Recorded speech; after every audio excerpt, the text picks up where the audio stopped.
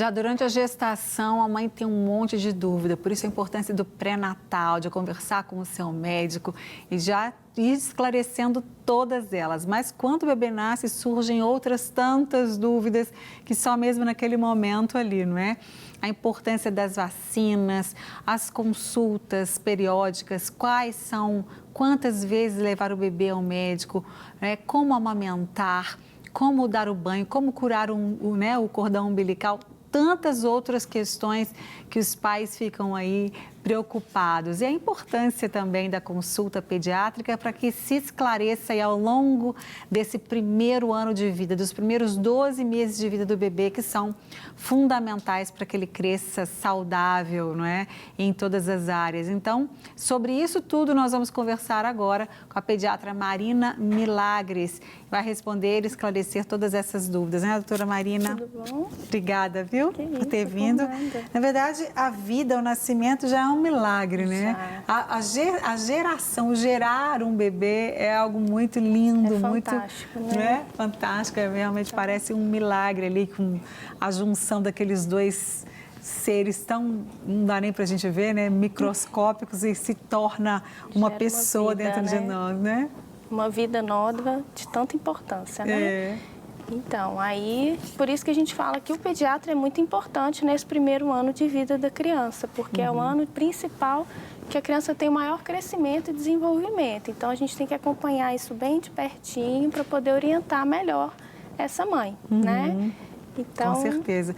Como eu falei, o pré-natal já é fundamental, né? Que ela já vem acompanhando. Já vem com esse acompanhamento, mês a mês, de pertinho, para que a criança já esteja desenvolvendo saudável dentro da barriga da mãe.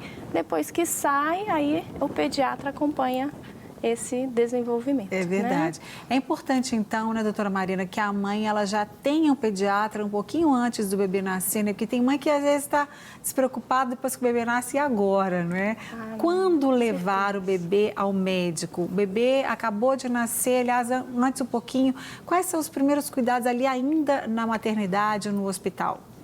Então, depois que o neném nasce, tem os primeiros cuidados que são feitos na maternidade, que é a questão do colírio, que é o Credê, da vitamina K, que é o Canaquion, e o pediatra faz aquela avaliação, que é o primeiro exame, né, que a gente fala, e depois o neném fica com a mãe para ter aquele já amamentação exclusiva desde o nascimento, desde a sala de parto mesmo. Né? Delícia demais, muito bom. Bom, e aí depois, qual é a primeira vez, ou depois de quanto tempo ela deve levá-lo a uma consulta pediátrica? Então, a gente recomenda que na primeira semana de vida o neném já tenha essa primeira consulta com o pediatra, porque tem a questão da icterícia, que é uma coisa que surge ali naquela primeira semana, então tem que ser identificado precocemente, que pode ser que precise de um tratamento, e também a questão do aleitamento materno, né, que tem que estar bem estabelecido para a gente garantir que esse neném vai conseguir ganhar peso ali só no leite materno. Então, essa primeira consulta, ela é essencial, né? Nesse inicinho mesmo. É verdade. Eu lembro que a Mariana, minha filha, ela nasceu um pouco prematura, né? Com 34 semanas, mas nasceu ótima. Nossa. Não precisou de nada. Só que quando eu voltei na primeira semana, ela estava com icterícia. Mas a gente fez em casa, né? Então foi ótimo, porque a gente teve aquele cuidado em casa, não precisou dela ficar no hospital, mas que esse é fundamental, né? Se identificar cedo, a gente consegue intervir cedo e às vezes o deslanchar é mais tranquilo, É mais tranquilo. Né? Isso, vamos mostrar aqui algumas telas para que você responda, tire as nossas dúvidas, por favor, doutora Marina. A primeira são as consultas pediátricas, né? Então, igual eu falei, a primeira, nessa primeira semana de vida, depois a gente recomenda que seja mês a mês a consulta do pediatra, né? Então, já identificou ali, a amamentação tá legal, então com um mês de vida, 2, 3, levar o neném até 1 ano de idade para o pediatra avaliar. Porque a gente tem uma expectativa mês a mês de ganho de peso, de crescimento, tanto da estatura quanto do perímetro cefálico e dos marcos, né, do desenvolvimento que cada mês a gente consegue identificar. Né? Joia, ótimo. Agora, então, é exatamente o crescimento e desenvolvimento do bebê.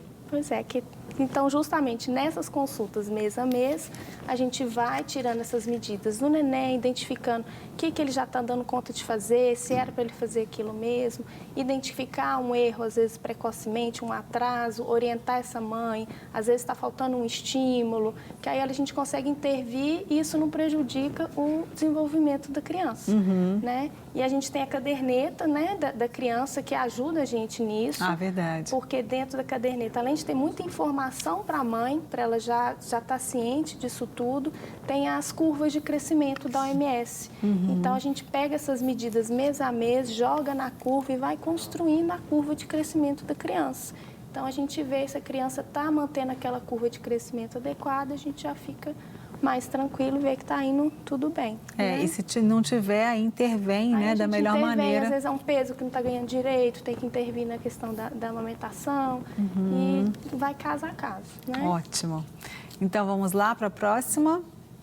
Calendário de vacinas. Isso também é uma coisa que gera sempre muitas dúvidas, né? Muito importante, né? Que outra vez a caderneta ajuda a gente, que a caderneta ela tem o calendário lá de vacina da criança e a gente vai orientando. Lá na maternidade a gente já orienta. As primeiras vacinas já são ao nascer, que é a BCG, hepatite B, e a partir do segundo mês de vida tem vacina, dos 2 aos 6 meses tem vacina todo mês. Então a criança estando ali na consulta mensal direitinho, o pediatra confere a caderneta, fala qual que é a vacina, a próxima vacina, na outra consulta, confere se fez a vacina mesmo, já passa para a próxima.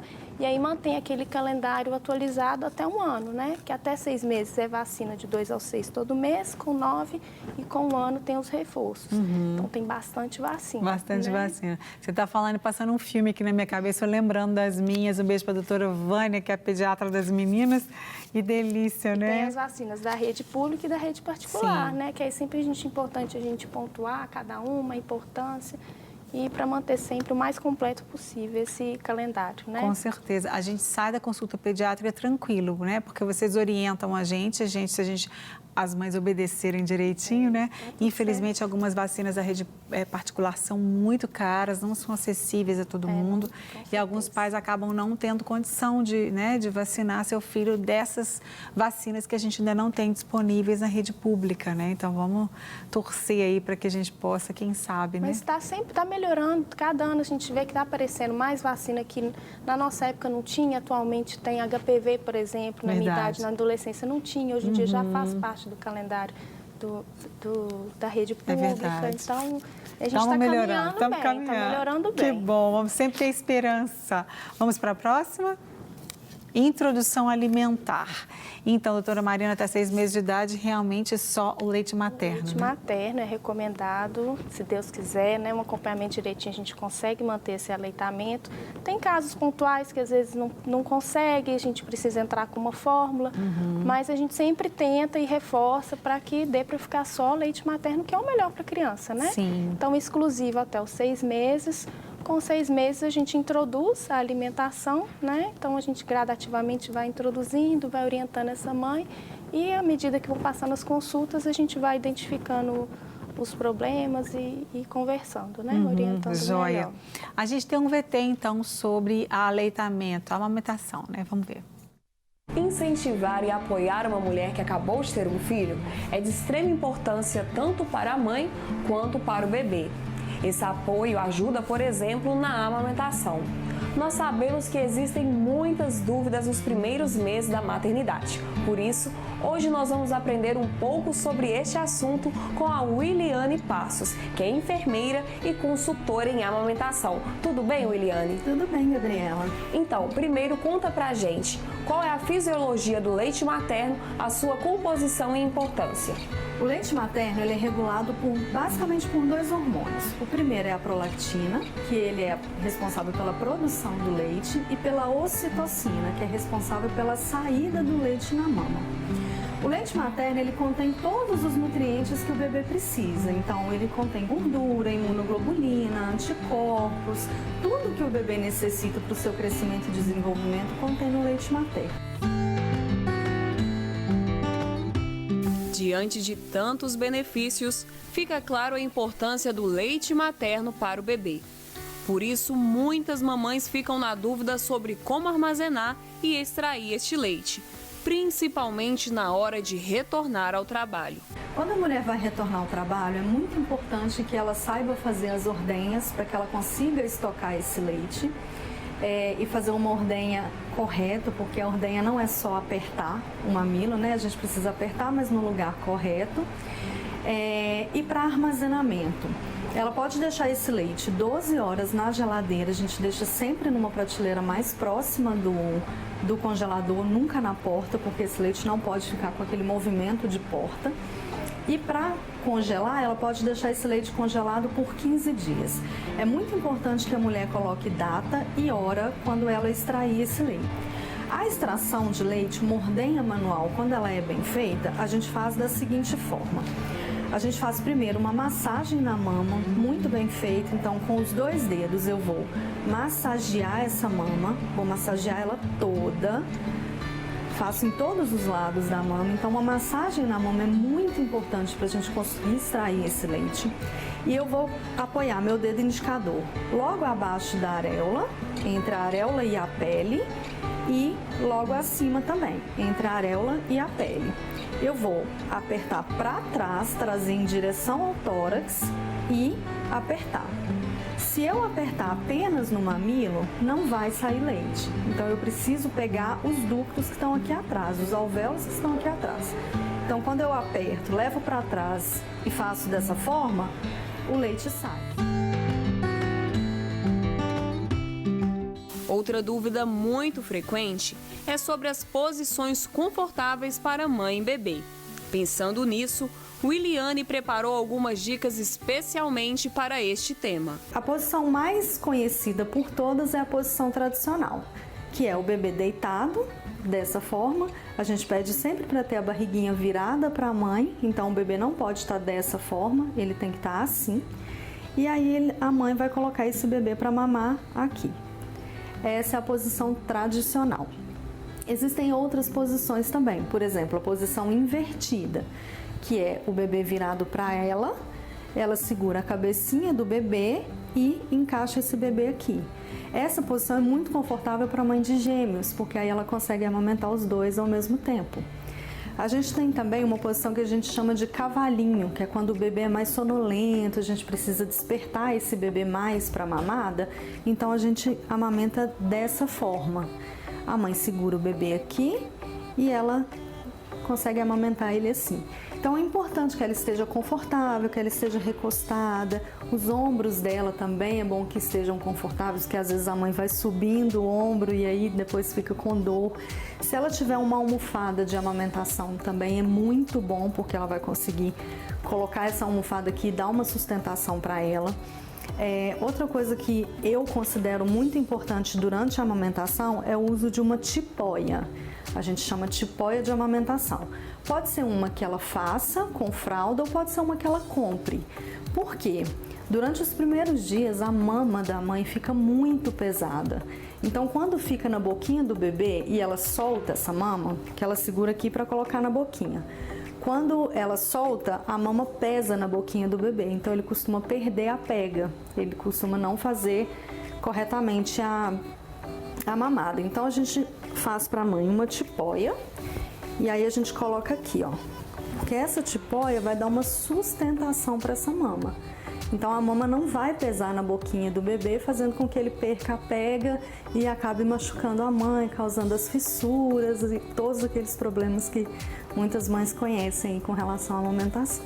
As fissuras realmente causam dor de cabeça em muitas mamães. A boa notícia é que, além da assistência de um bom profissional, já existem no mercado alguns produtos que podem ajudar essas mulheres. Uma dica muito legal também que a gente dá para as mães quando elas estão com fissuras, que é o problema que mais acontece na amamentação, primeiro ela ter uma ajuda de um profissional especializado, né, para corrigir a causa daquele problema, do que está causando aquela fissura. E aí a gente indica para as mães essas rosquinhas. Pode comprar pronta, no mercado tem, mas pode também fazer com uma fraldinha, tipo babinha do bebê, que é uma fraldinha menorzinha. Por quê?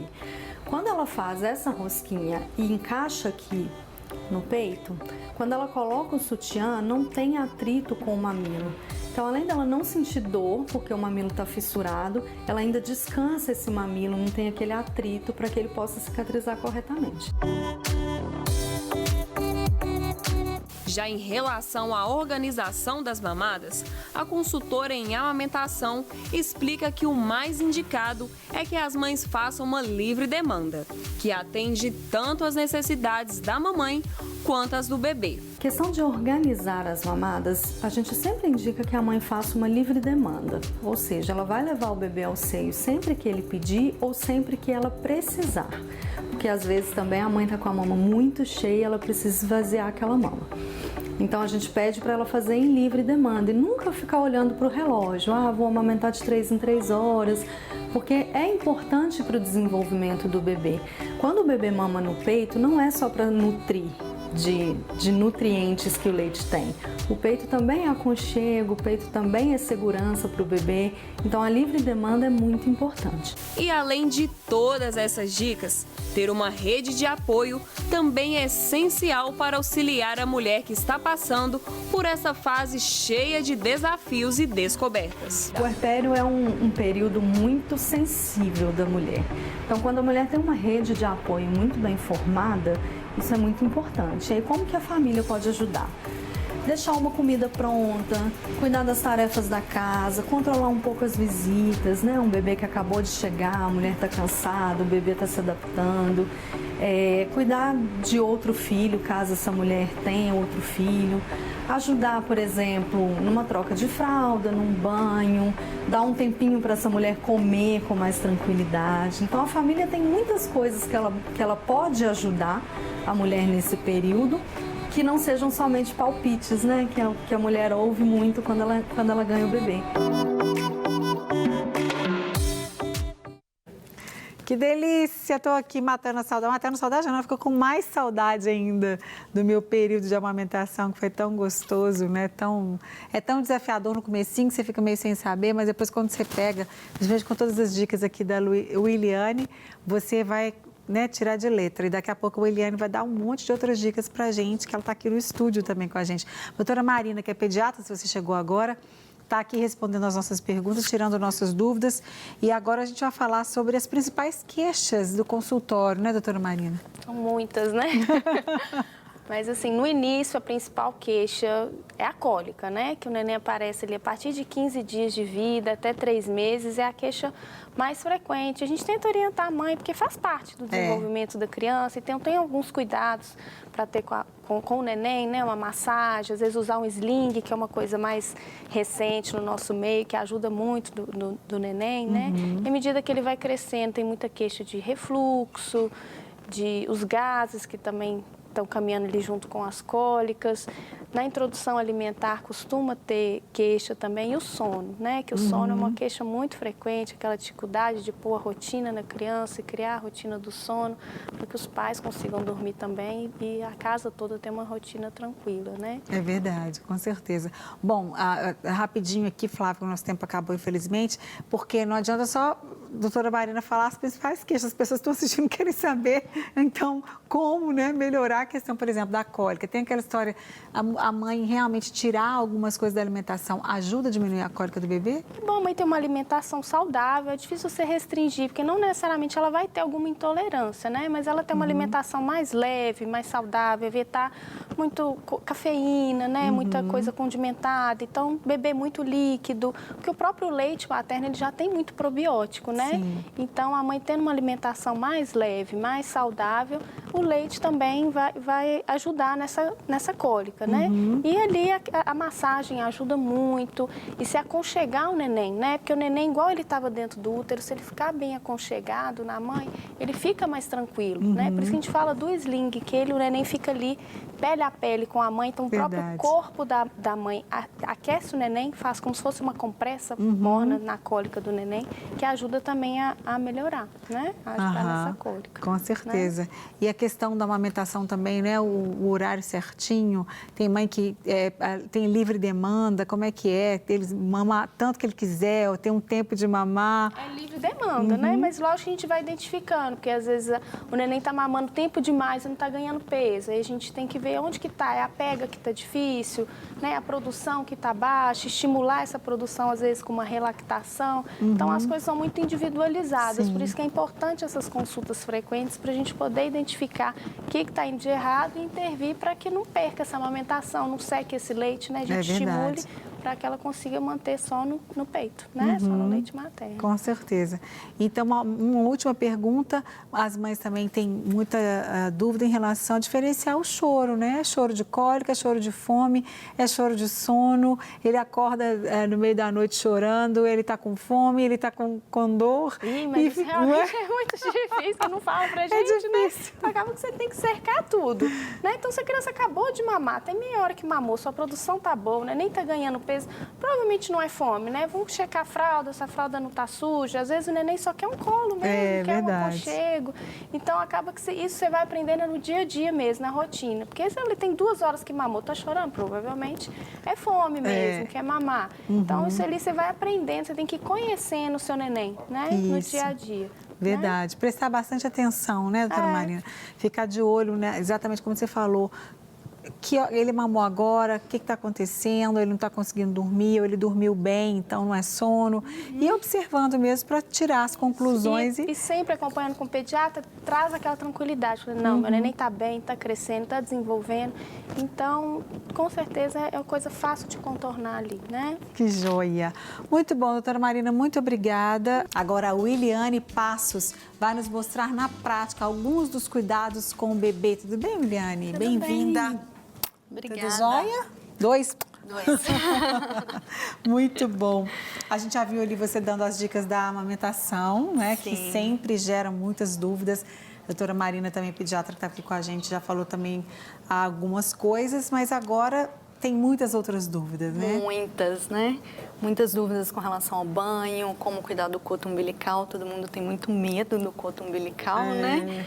Então, assim, a gente vai dar várias dicas aqui para as mães ficarem mais tranquilas. Ótimo. Então, vamos começar. Vai começar pelo banho? Vamos pelo banho. Então, vamos. Primeiro, uma banheira. Ela não precisa estar muito cheia, né? Não é uma piscina, é só um banhozinho. Então, a gente vai colocar menos da metade dessa banheira de água. Quando for tirar a roupinha desse bebê, toma muito cuidado com os dedinhos, porque às vezes a gente acaba puxando e já aconteceu o caso de dedinhos quebrados. Então, é muito importante a gente ter cuidado. Oh, meu Deus. Então, para tirar a roupa, a gente vai sempre, buscar a roupinha e aí eu tiro, preservando sempre os dedinhos desse bebê. O bodyzinho, ele tem essas aberturas aqui por cima. Deixa eu ver se eu consigo mostrar. Essas aqui, que muita gente não entende para que ela serve. Ela serve para eu tirar esse body por baixo. Às vezes o bebê fica muito incomodado da gente passar a roupinha por cima, no rostinho dele. Então, a gente pode tirar o body por baixo também, não tem problema. Então, sempre buscando. Eu acho que eu sou bebê até hoje, porque por mim, toda roupa que eu posso, eu gosto de tirar por baixo. É mesmo? Só não tem jeito mesmo, algumas, mas todas eu gosto de tirar por baixo. Acho que eu me sinto mais livre. Às vezes o bebê fica muito irritado com esse movimento. Então, quanto menos a gente irritar o bebê, melhor, né? Com certeza. Então, tira a roupinha dele, vou tirar a fraldinha sempre para baixo, para cá. Vou lavar primeiro, tem forma certa da gente lavar, né? Você vai colocar o bebê na água, vou lavar primeiro o rostinho, depois o cabelinho. É sempre do mais limpo para o mais sujo. Tá. Então, lava primeiro o rostinho, depois o cabelinho e aí eu passo para o resto do corpinho. Deixa eu virar só um pouquinho assim. Isso. Viro o bebê de costas, vou lavar também bumbum, lavo tudo aqui. Deixo tudo muito próximo, porque a gente vai precisar... Não posso deixar esse bebê aqui, né? Então, deixo tudo muito próximo. Coloco a toalhinha. E lava com quê? Sabonete próprio para o bebê? Sabonete próprio para o bebê. Então, se o meu bebê está aqui, eu segurei ele dessa forma, lavei tudo, eu vou trazer ele para a toalha. Tá. Precisa usar shampoo ou não precisa no cabelinho? Aqueles que têm cabelinho, pode usar um shampoozinho, né? Um shampoozinho bem neutro, tá? Aí, toda troca de fralda e todas as vezes que eu der banho nesse bebê, eu vou cuidar do coto umbilical dele, que é muito importante. Não precisa preocupar que esse bebê não sente dor aqui no coto, né? Aqui ele não vai sentir nada. O que incomoda o bebê? Por que ele chora?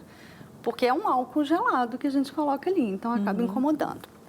Com o cotonete e com o álcool 70, que hoje é o mais recomendado, a gente vai limpar para fora todo o coto desse bebê. Sempre para fora. Ao colocar a fraldinha, a gente pode enrolar uma gaze nesse coto para deixar ele mais protegido do xixi, né, e das fezes do bebê. Ou também, se não quiser colocar, não precisa. Não precisa molhar essa gaze, porque ela vai ficar molhada, ela vai incomodar esse bebê. Então, ele vai ficar muito incomodado se a gaze estiver ali. Antes tinha aquele negócio de enrolar o neném e tal. Hoje em dia não tem nada disso mais, não. né? Porque as avós, ainda que às vezes, hoje em dia as avós também estão mais jovens, né? Mas a minha mãe, por exemplo, na época que a minha sobrinha nasceu, ela queria, do jeito dela, e a minha irmã, não, mãe, não é assim mais que usa. E às vezes tem essa dúvida, né? Então não precisa enfaixar, não nada precisa. disso. A gente tem que deixar o coto umbilical sempre arejado.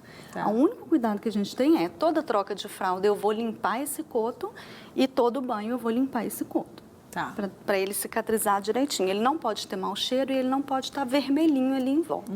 Isso é bom a gente observar também. Geralmente, quanto tempo ele demora para cair? Ah, muito de cada bebê. Eu já vi bebê com 7 dias já sem o cordão umbilical, mas também tem bebês que com 20 dias o cordão cai. Então, as minhas demoraram. Então, dei o banho no bebê, vou ensinar para vocês agora como a gente fazer um charutinho nesse bebê, que essa é uma forma de acalmar esse bebê. Né? Então, a gente pega um coeirinho, que a gente tem, toda mãe aí, as nossas vovós conhecem o coeiro, né? Sim. Eu vou dobrar aqui, ó, deixar dobradinho assim. Vou colocar esse bebê aqui, com essa linha que eu dobrei aqui no ombro, e eu vou apertar esse bebê aqui. Por que a gente aperta? Deixa ele bem presinho. Porque aqui a gente lembra como era no útero. Então o bebê tende a ficar mais calminho. Que a doutora falou até do sling, né? Sim. Então quanto mais a gente puder deixar esse bebê apertadinho, assim, mais calminho ele vai ficar. Porque a gente vai trazer para ele a memória do útero. O aconchego, né? O aconchego do sling útero. é aquela coisa que, né, que o pessoal está usando, né, doutora Marina? Na hora eu não quis interromper para não explicar, que algumas pessoas podem não estar sabendo, que você deve ver agora algumas mães com o bebê pendurado, né? Assim, uma coisa bem africana, né? Bem linda até, assim, essa coisa de carregar o bebê, né? Isso. O sling é esse tecido, ele é muito fácil de encontrar, então na internet a gente acha, em muitas lojas a gente acha, e ele tem muitos benefícios, tanto para a mãe quanto para o bebê. Quando a gente coloca esse bebê aqui no aconchego da mãe, ele está ouvindo o coração da mãe o tempo todo, ele está apertadinho, ele fica aqui no charutinho, então ele consegue relembrar o útero. A mãe fica com as mãos livres, então ela pode comer com mais calma, né? Ela tem as duas mãos para fazer as coisas. Porque nos primeiros 3 meses do bebê, ele exige muito da mãe. Então, se a mãe tem um sling, ela consegue ter autonomia. Ela consegue fazer outras coisas que, né? Tomar uma água, tomar um café com calma, almoçar com calma, né? É verdade. Que não precisa ficar com o bebê o tempo todo no colo. E já tem estudos comprovando que quando a mãe utiliza o sling, o bebê chora muito menos. Então, a gente tem menos choro. Olha só, que ótimo. Sling. Ótimas dicas. Isso, a gente só tem que ter cuidado que o sling é diferente do canguru. O canguru é uma bolsinha que a mãe carrega o bebê aqui. Sim. Para o recém-nascido ele não serve. Então tem que ser o tecido mesmo. Aquele outro só mais... Quantos meses? A 6 partir meses? de 4, 5 meses, quando o bebê já está mais durinho, esperto, mais né? durinho, né? Então aí a gente consegue deixar o bebê no canguru. Verdade. Mas o recém-nascido a gente não consegue. Então o ideal é o sling mesmo. Ah, ótimo.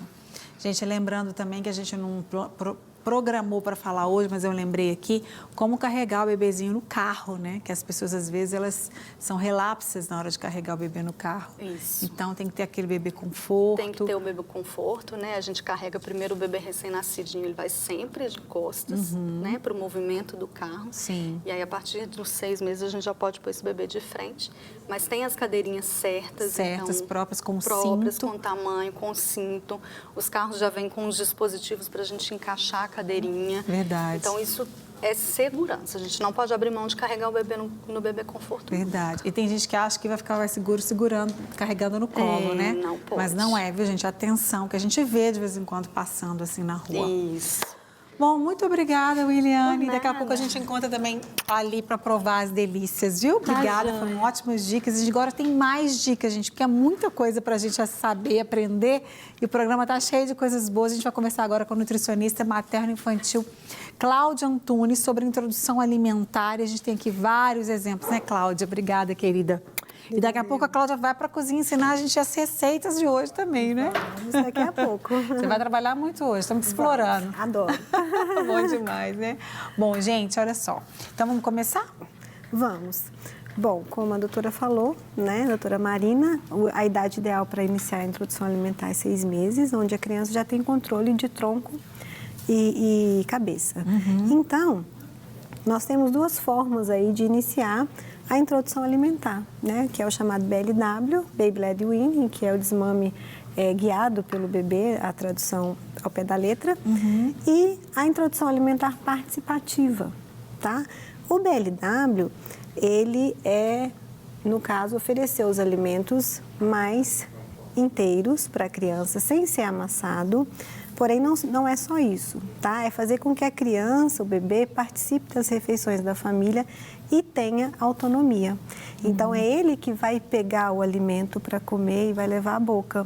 Porque com 6 meses ele já tem esse domínio, né? Ele leva tudo para o eixo central. Então, ele faz o eixo mão, olho e boca. Então, ele já consegue fazer isso. Então, por isso, o BLW, nesse caso, é indicado. Interessante. A alimentação participativa seria, então, por exemplo, quando a mãe gosta de fazer amassado, tá? Mas também pode entrar um alimento sólido inteiro, tá? Que ele possa, então, tanto receber pela colher, que a mãe oferta, quanto tocar no alimento. E é sempre importante a criança tocar no alimento, porque quando a gente vai iniciar a alimentação complementar, é importante nós mexermos nos sentidos da criança, né? Visão, paladar, olfato, tato e até audição. Que ótimo. Muito legal. Né? Tem até um vídeo, né, que estava rolando, você viu no WhatsApp, da mãe colocava, não é no Brasil, pelo que a gente ouve ela falar, né? Colocava chocolate, ela, não! Colocava Nutella, a menininha, não, até ela colocar o brócolis. E aí ela pegou, comeu com uma boca boa. Gente, ai, o sonho de toda mãe, né? Justamente. E essa questão da gente separar no prato é para que a criança consiga sentir o sabor de cada alimento, né? E o desenvolvimento sensório, motor e cognitivo andam juntos. Sim. Então, quando vai ofertar uma cenoura para a criança, por exemplo, e fala, olha, filha, é uma cenourinha, é laranja, é muito gostoso. Então, ela está tocando, cheirando, ouvindo e sentindo. Então, quando ela olhar para aquele alimento, ela já tem todas essas informações. Ó, que interessante. Tá? Ótimas dicas, gente, Isso. tá vendo? Porque às vezes amanhã, assim, vai colocar na boca, aí o menino cospe. Quer dizer, tem que ter toda uma preparação, uma Tem que ter uma dedicação, preparação. né, Cláudia? Um Isso. tempo para isso. Tem que entender. Não pode ser corrido, aquela Não pode coisa. ser corrido, não pode forçar a criança a comer. Ela tem que ter autorregulação, ela tem a autorregulação, né? Então, ela que sabe o tanto que ela consegue comer. Que a mãe sempre quer que o menino coma mais, né? Tem que limpar o prato, Tem não, que é o limpar. tanto que ela conseguir comer. Né? E aí, nós temos também ali exemplos de frutas, né? Alguns cortes. Ali, no caso, nós temos uma maçã em pedaço, ela está cozida, porque a maçã, ela dá os pedaços duros, né? Então, às vezes, corre o risco da criança Verdade, engasgar. engasgar. Então, a gente cozinha, ali do lado é o purezinho de maçã. Que a gente raspa, assim, né? Isso, se a mãe preferir, né, fazer amassadinho, tudo bem. A laranja pode ser ofertada dessa forma, ele vai conseguir levar até a boca. Quando faz ela deixa ela mais geladinha, coça, também ajuda a coçar os dentinhos, que aí delícia. é uma delícia. E ali a banana, né, 2 formas de ofertar também, que é a amassadinha, ou então a gente tira metade da casca, deixa a criança segurar e ele vai ali explorar o alimento. Né? Ótimo também. O feijão também pode ser ofertado na introdução alimentar, batido, não precisa coar nem nada, tá? E ali eu coloquei 2 formas de congelamento aí, 2 marmitinhas, né? Porque às vezes as mães querem congelar a comidinha do bebê e pode ser congelado sim. Então tem 2 formas, tanto ali na forma BLW quanto na forma participativa. Ah, que tá? ótimo. E ali tem os legumes e a carninha, né? A carninha. Ali já tá maiorzinho, já tem dente, né? Não, Ou não? ele pode com 6 meses pegar uma carninha dessa, ele fica É porque sugando. daqui onde eu tô olhando, eu não tinha visto a carne aqui. É, tá bem aqui, Tá né? ali. Então ele pode ficar sugando, Verdade. ele pega e fica... É, vai chupando aquela Aham. carninha ali, né? Isso. Muito bom. E aqui ela já tá desfiadinha. Muito bom, gente. Pena que o nosso tempo é tão corrido, né? Porque a gente queria explorar muito mais, mas está dando para a gente aprender aqui bastante coisa. Não quer ficar um segundo por fora da nossa programação? Agora você pode nos acompanhar através das plataformas digitais. Não perca tempo. Acesse, curta e siga-nos. Fique por dentro de tudo o que acontece por aqui. Rede Super, inspirando você.